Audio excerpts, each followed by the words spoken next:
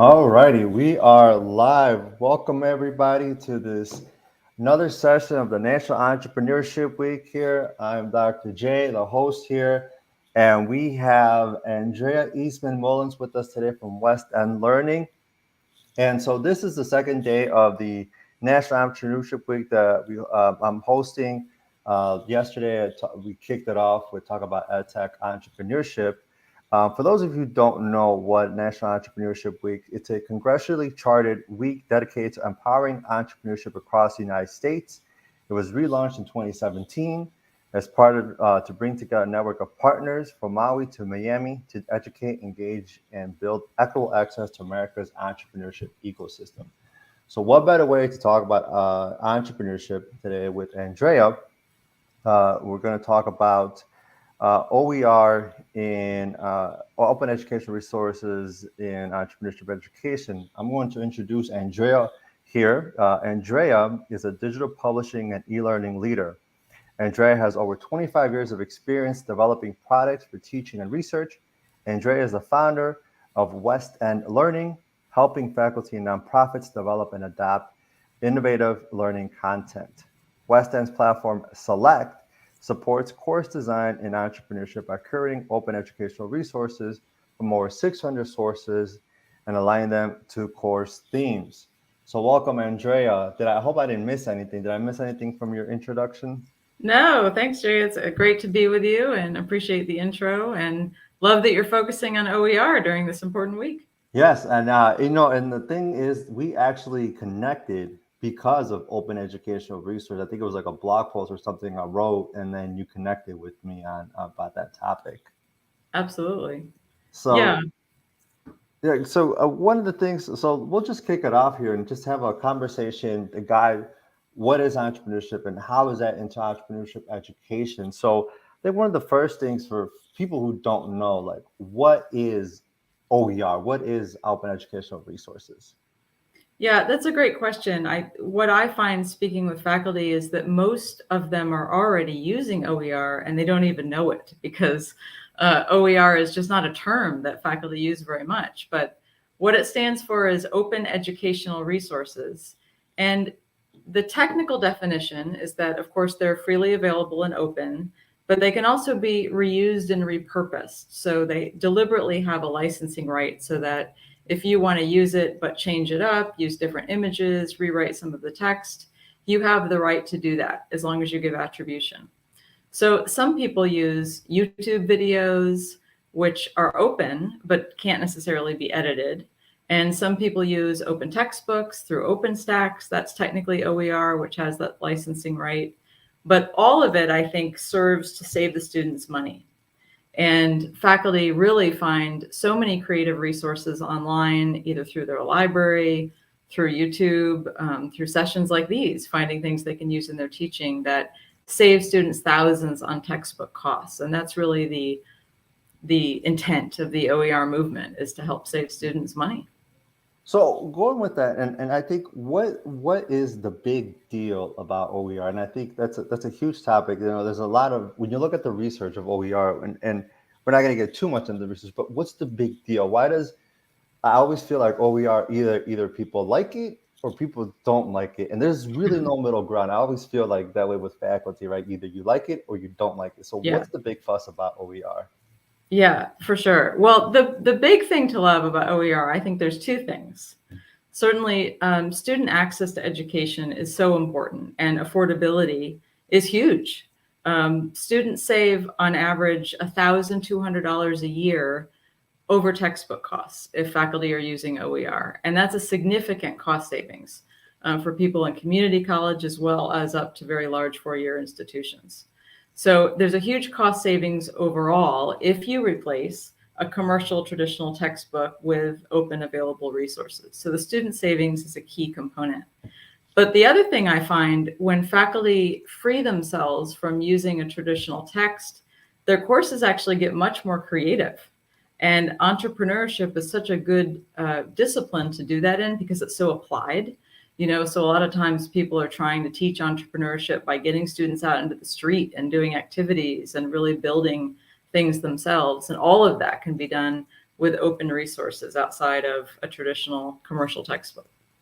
So why are some faculty? I was going to say like there's some faculty out there, and I mostly sometimes in entrepreneurship, not to call out some entrepreneurship educators, but why do they not? Why don't some faculty members buy into this OER? We know the benefits. There are benefits to Yeah. students, especially students, but why not? Like I don't like what's the big fuss for them? Why are some of them against it? Yeah, it's tough to adopt OER, and one of the biggest hurdles for faculty, not just in entrepreneurship, but in many disciplines, has been the concern about quality. So if you think about a traditional commercial textbook, it goes through rounds of peer review, significant editing, and that's, they cost a lot for that reason. So there's some curiosity around how good quality is this really? And let's be honest, most faculty don't have time to read through an entire textbook to test for quality. So there's some confidence and assurance faculty have that it was published by Pearson. But new organizations like OpenStax out of Rice University, they create open textbooks that do go through a peer review process. So you can have a little bit of confidence there. And of course, materials recommended by other faculty build that confidence as well. But quality is one thing. And the other piece that at least I have noticed, and it also comes up in the literature too, is the time that it takes to find the relevant resources and then figure out how to use it in your course is also pretty significant. So that's the challenge that we've been trying to address in West End Learning is how can we help faculty save some time finding relevant resources out there. But I will also admit it's a significant issue for faculty to adopt new open content. Yeah, I have a question about adapting and all that. So I know through your experience in digital publishing and being an e-learning leader, over the last, let's just say 10 years, right? Over the last 10 years, what changes have you seen in digital publishing or in publishing in a sense that makes it easier in a sense for a faculty member or an instructor or, to start adapting or start creating perhaps OER content? Like what have Mhm. you seen the shift? Have you seen shifts? If so, where and how does it, Yes, I've seen so many shifts, and that's actually what excites me about it. I still think it's early days in faculty changing overall their teaching, but I've been in digital publishing doing academic library databases for over 25 years. So we're putting amazing resources online that previously were never online before. And one of the biggest collections we did was streaming video. So faculty have definitely accelerated their teaching using video over the past 10 years, if not extremely so since COVID. So certainly integrating multimedia, responding to students in a way they're already used to receiving content. So students are really not that interested in sitting down with, a 900-page book anymore. They want small snippets in the formats that they're used to seeing and engaging with. So I've seen a huge shift to video, for one. And the other thing I noticed during COVID was faculty who weren't even really open to changing their way of teaching were forced to overnight. And so some of them really not finding what they wanted in electronic form created it themselves. And there's a wealth of content out there that people have created. Your own video channel is one example. And there's so many others where people have created their own activities, their exercises, recorded their own lectures. And these are all assets if faculty are willing to share with others that can be repurposed and reused. So I'm starting to see that take off quite a bit. So we see those amazing benefits, but I need to know, and I think we actually months ago maybe you hosted a webinar and we talked about this and we talked about the challenges, right, of adapting OER content or creating Yeah. content, right? How can how can an institution help out those, especially I mean both faculty, full-time faculty and adjuncts, right? Both are time constrained. One, because they have another full-time job, and one, the other faculty members, they're already bombarded with other things on top of perhaps research they need to do. So how can the institution help out faculty who do want to Yeah. adapt or create OER content? Yeah, well, first, I just want to appreciate how serious that weight is for faculty, to really take the time to figure this out, go searching for things. It is time consuming. And it's also, in a way, mind consuming, like having to go through this content and figure out, is it good quality? Is it right for my students? How will it fit into the context of my course? So it is a really big ask of faculty. And the way I see campuses responding is through course release sometimes. So we'll give you this course release so that you can go and redesign your course using open content. Sometimes there are mini grants people can apply for. So they might get anywhere between $500 and $5,000 to redesign a course, or even sometimes review an open textbook. There's incentives there. But I would also say, unfortunately, those incentives tend to favor faculty at larger, more well-endowed universities. And where students need support the most with OER is not in those institutions. So there's a little bit of an unbalanced situation going on there. And that's something the OER movement will need to fix over time. So I've definitely noticed that. But those are two things universities do.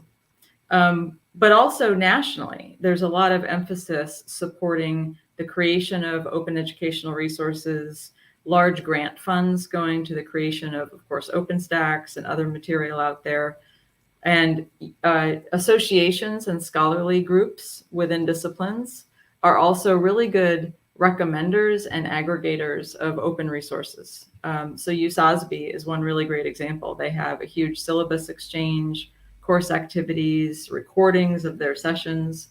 Those are all ways faculty can support other faculty in recommending some resources as well. Now, so let's say, for example, we're in a faculty room, right? We're in those big conference rooms, and all of the head honchos are there sitting, and you've been asked to come in and to give them advice, right? And say, for example, they said, Andrea, we need your help. How can I get faculty full-time? We'll start with full-time faculty members. How can I get full-time faculty members, tenure track or tenured, to engage with OER? Do you think their incentive is financially, or is it perhaps credit towards tenure or their what do you think would be the number one factor for them to adopt OER? Full-time faculty. We'll start with full-time faculty. Yeah. So full-time or experienced faculty is our target in this first question, right? Yes. Yeah. That one is harder. They already have tenure. They have their existing way of teaching. What I would suggest in that scenario is don't ask them to redo their entire course. That is a really big ask and probably not something they're motivated to do. But what they are motivated to do is to stay current. And entrepreneurship in particular is such a current discipline. I mean, if material is out of date even 2 years, it's a little old in this space. So how can they keep their courses fresh? What might they be missing out on if they don't use some of these current open resources? So I'd suggest that they supplement or augment their existing courses and then be given opportunities to share their success with other faculty. So they can be seen as leaders in the field, engaging in some of these new practices, and they might actually find that the creativity and engagement it gives them is more rewarding than the actual ask to save money.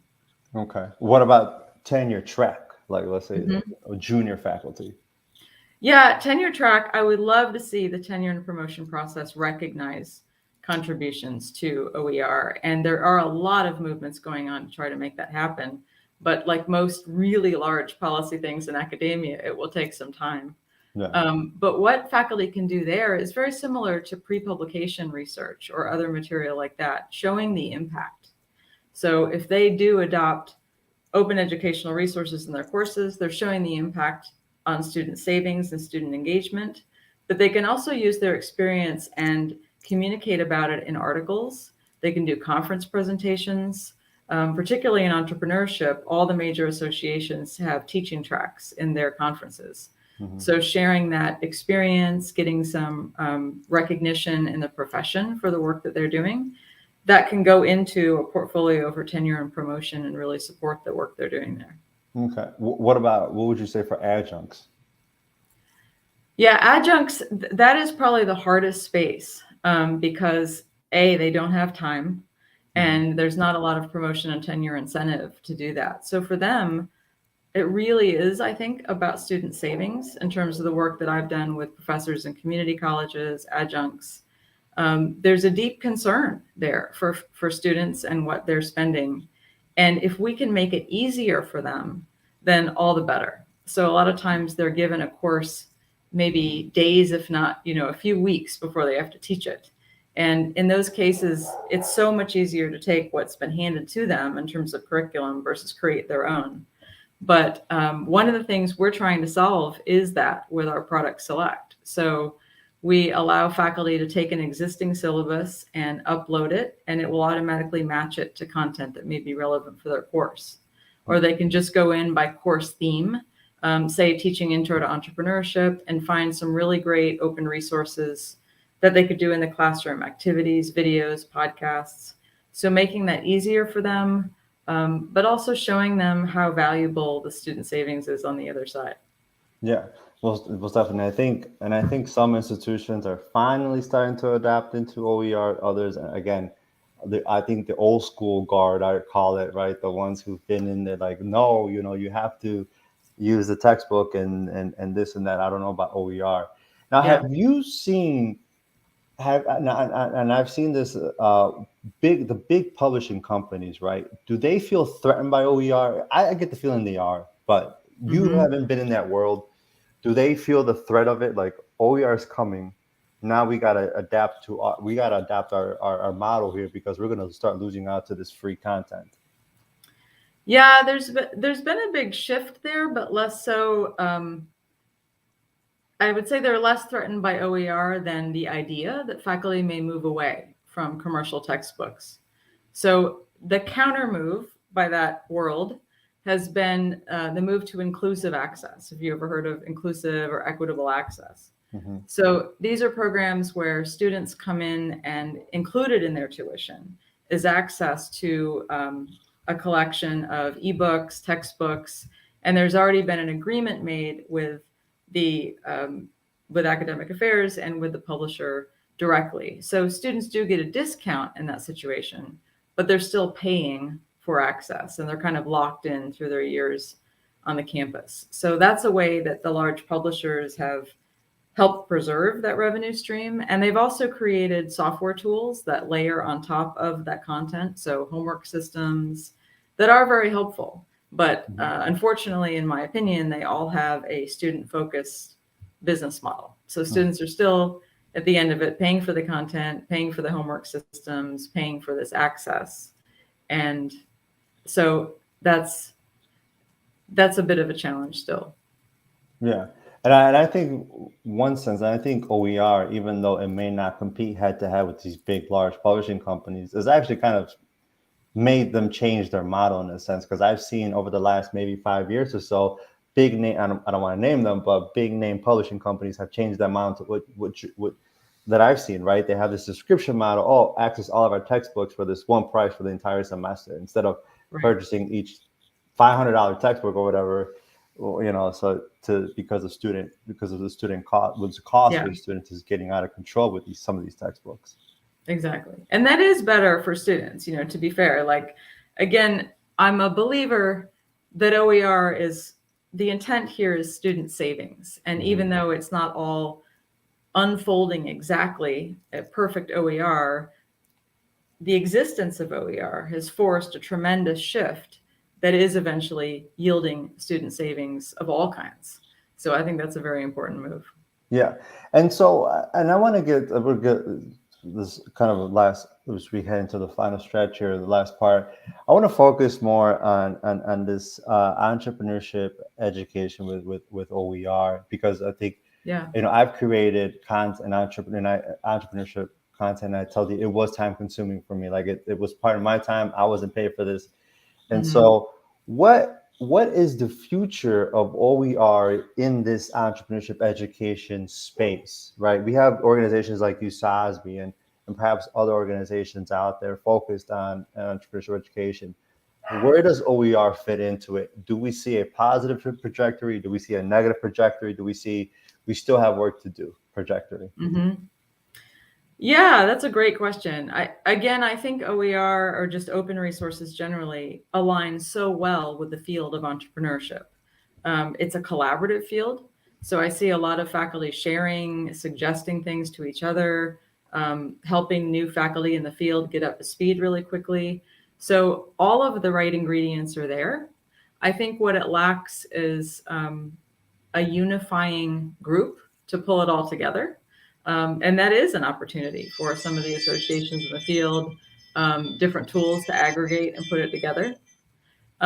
It's also potentially a deterrent because some of the leaders in entrepreneurship, and it's the same in any discipline, but they very much want to create textbooks and learning resources where they receive a royalty.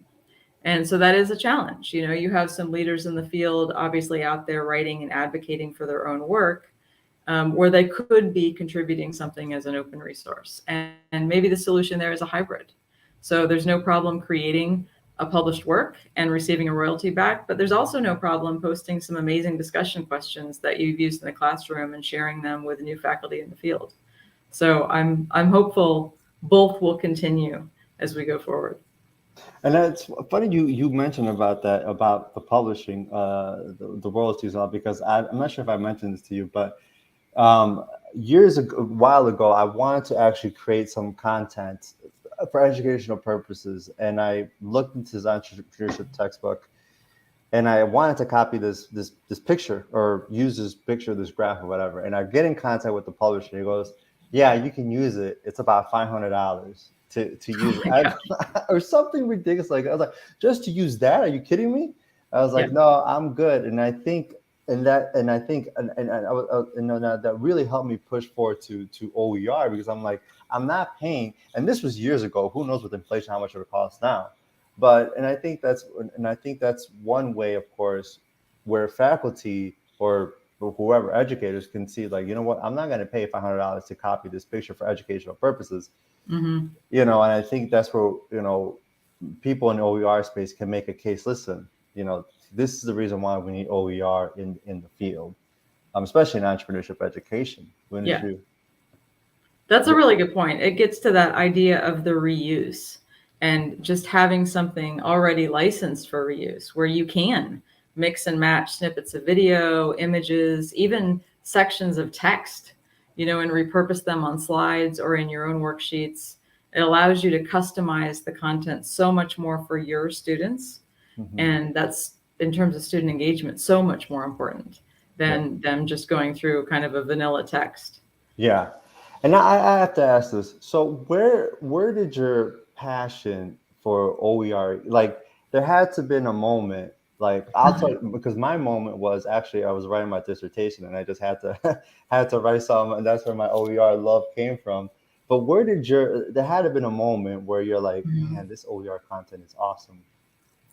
Yeah, well, there was a moment. You know, I've spent a long time creating amazing collections that are in academic libraries all over the world. And I'd go to conferences and meet with faculty and tell them about the collections. And they would be like, "Oh my God, this is the most amazing content. I'd love to teach with it." And we'd look it up and we find that their library actually already had access to it. And they had no idea that their library even had it. And B, they could be using it for teaching, and it would actually be free for students. And through some of my licensing work as well, I noticed all of the really amazing and interesting content out there by nonprofits, by faculty themselves, suffering from the same problem, that, you know, it's often overlooked, it's not found. And I thought, with the growing movement for OER, I was like, well, the solution here isn't to just replace commercial textbooks with free textbooks. It's to replace commercial textbooks with some really great suggestions for faculty of all this content they could be using, you know, whether it's in the library or externally. It solves the student affordability problem, and it's really interesting stuff. So I founded West End Learning actually for that reason. I was like, well, let's find a way to help faculty find these things so we can save students money and make courses more creative. So That's what got me hooked on the OER movement. And that's Yeah, how I found your article, because you had yeah, written specifically about OER and entrepreneurship together. yeah. And now that's totally correct. And now let's talk about Select, right? Mhm. What is, and I know you touched about it a little bit in the beginning. So what is Select, and how? And I actually put it in the chat box. And if you're okay with that, I actually have it up. If you, I mean, I don't have it open, but I have the website that Yeah, we can yeah, show sure. folks. Let's show folks here. Present this just real quick. I'm going to share my screen here, folks, so you guys can see. Yeah, that's great. So if you see it now, right? See select here, right? What can people do? Where they sign up? They sign up and join, right? And they can browse content. Yeah, so this is a pilot that we did in entrepreneurship to start, and our vision is we would take it into other disciplines. But this is really solving the problem of help me find relevant stuff, help me save time. So we have curated here, we vetted them, we've pulled from respected sources, nonprofits, all this variety of material, assignments, books, case studies, video, all of it openly available and cost students nothing. So faculty can go in and browse by course theme. So we have themes around intro to entrepreneurship, sustainable development goals, financial literacy, lots of different topics that we found faculty teach in entrepreneurship. Yeah, and you would need to be signed in to see Yeah, it. But if you were, you could see that. You could browse the whole library. You could search for things.